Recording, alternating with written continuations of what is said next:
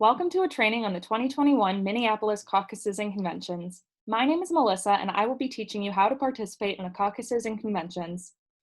Today's training will cover why should I participate in the caucuses and conventions, what are the caucuses and conventions, what is a delegate, the 7 steps of the Minneapolis Caucuses and Conventions, how do I get started, and tips and best practices.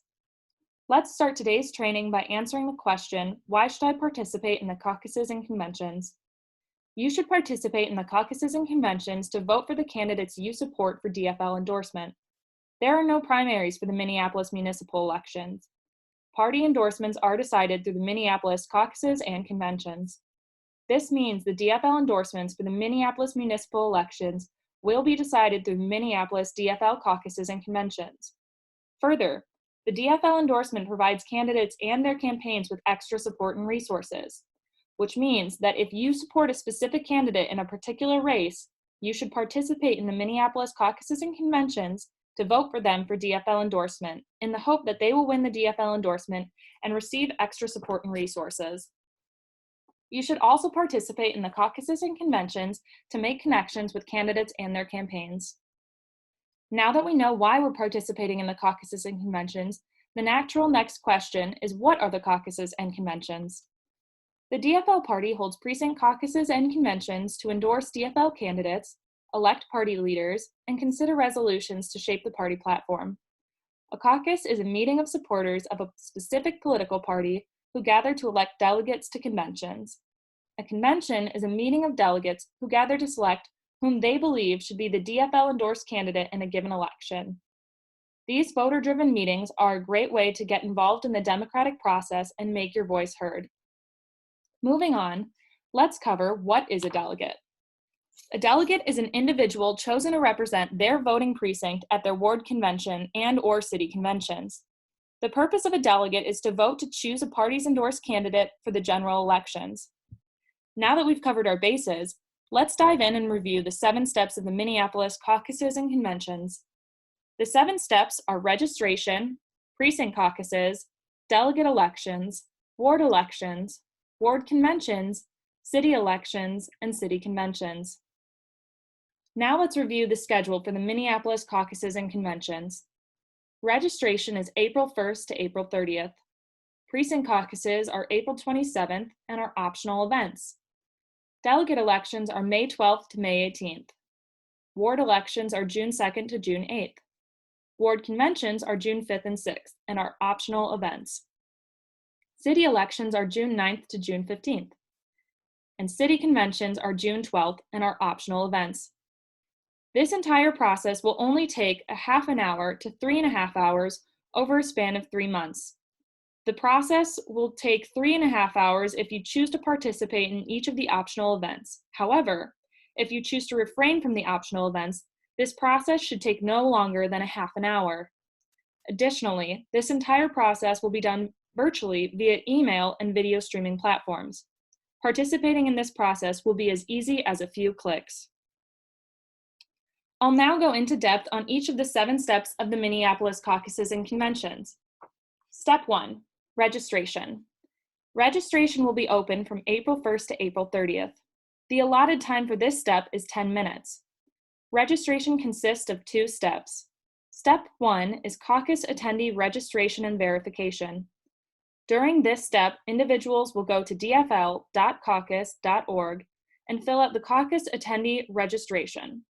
Once this registration is submitted, the Minneapolis DFL will mail an individual a postcard with a verification code, which they will use to finalize their registration. Step 2 is caucus attendee preference declaration.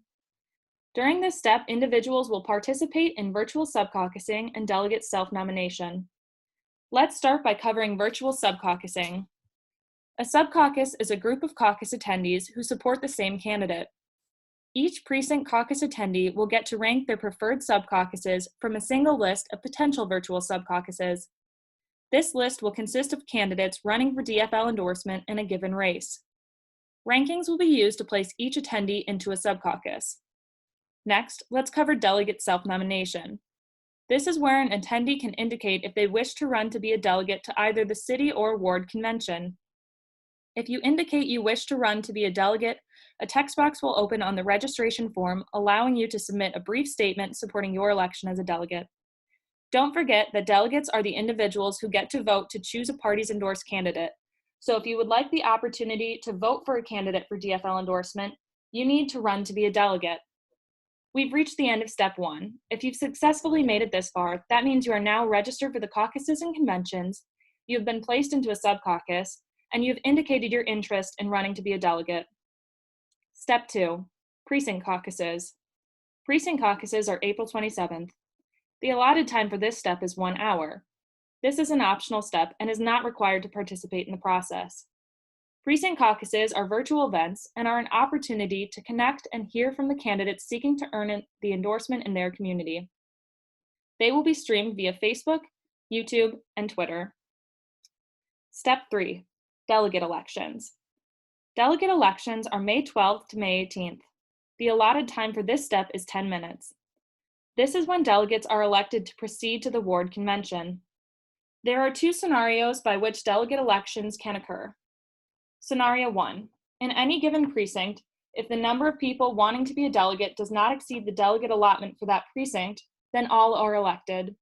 Or Scenario 2, if the number of people wanting to be a delegate exceeds the delegate allotment for that precinct, a delegate election will take place within each sub-caucus in the precinct. Let's dive into what delegate elections would look like through Scenario 2. Step 1. Attendees will be sent a ballot listing the declared delegate candidates for their sub-caucus, along with a link to the collected delegate statements. Step 2. Caucus attendees may vote for up to the number of delegates their sub-caucus may elect. Step 3. The number of votes each delegate candidate receives will be used to rank for gender identity balance purposes. Now, you may be asking yourself, how are delegates allotted to sub-caucuses? Let's review by going over an example. In precinct example, there are 10 delegate spots for the ward example convention. 100 attendees show up to precinct example's caucus. How are the 10 delegates selected out of 100 attendees? We start by dividing the 100 attendees into sub-caucuses. Candidate A's sub-caucus receives 50 attendees. Candidate B's sub-caucus receives 30 attendees, and Candidate C's sub-caucus receives 20 attendees. Candidate A's sub-caucus has 50% of the attendees. Candidate B's sub-caucus has 30% of the attendees, and Candidate C's sub-caucus has 20% of the attendees. This means that Candidate A's sub-caucus will receive 50% of the 10 delegates, totaling 5 delegates. Candidate B's sub-caucus will receive 30% of the delegates, totaling 3 delegates. And Candidate C's sub-caucus will receive 20% of the delegates, totaling 2 delegates. That is how delegates are allotted to sub-caucuses. Moving on. Step 4, ward elections. Ward elections are June 2nd to June 8th. The allotted time for this step is 10 minutes. Elected delegates will receive a ranked choice vote ballot with separate sections for City Council candidates and DFL ward representative candidates. Delegates will list their preferred candidates for DFL endorsement in rank order. A candidate must receive 60% of the votes to receive the DFL endorsement. If no candidate receives 60% of the vote, there will be no endorsement. Let's take a second to cover how to vote with a ranked choice vote ballot. Here are 4 example ballots that demonstrate what one's ranked choice vote ballot would look like in various scenarios in a 3-candidate election. In a given election, if you support Candidate A, Candidate B, and Candidate C in that given order, then your ranked choice vote ballot would rank Candidate A, Candidate B, Candidate C, and then no endorsement.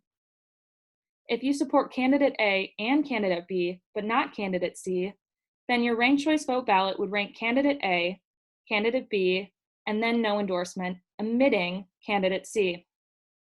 If you support Candidate A, but not Candidate B or C, then your ranked choice vote ballot would rank Candidate A, then no endorsement, omitting Candidate B and C.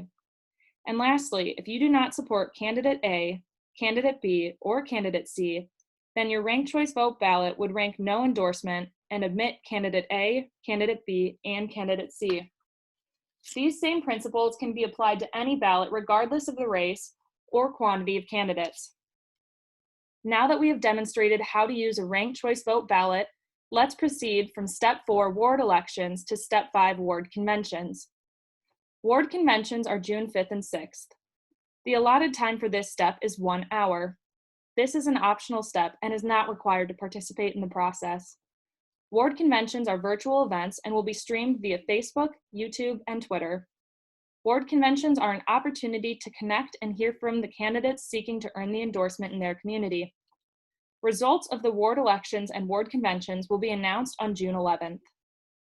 If you ran to be a delegate to only the ward conventions, then this is where the process ends for you. Congratulations, you have completed the Minneapolis caucuses and conventions. However, if you ran to be a delegate to the city conventions, the process will continue from here. Step 6, city elections. City elections are June 9th to June 15th. The allotted time for this step is 10 minutes. During this step, elected delegates will receive a ranked choice vote ballot with separate sections for mayor, park board, and board of taxation and estimate. Delegates will list their preferred candidates for DFL endorsement in rank order. A candidate must receive 60% of the votes to receive the DFL endorsement. If no candidate receives 60% of the vote, there will be no endorsement. Step 7, City Convention. The City Convention is June 12th. The allotted time for this step is 1 hour. This is an optional step and it is not required to participate in the process.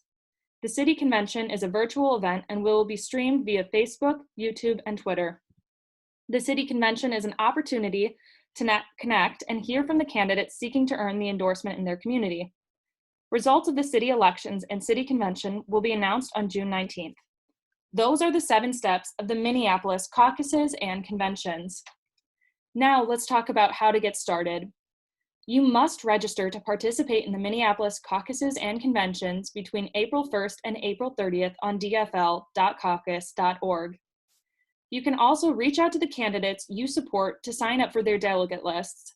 This is not required to be a delegate for a candidate, but will let a candidate know that they have your support. Lastly, recruit others to participate in the process with you. If you are participating in the Minneapolis caucuses and conventions to support a particular candidate, if you recruit more individuals to participate in the caucuses and conventions with you in support of your candidate, then you will raise the likelihood of your candidate getting endorsed.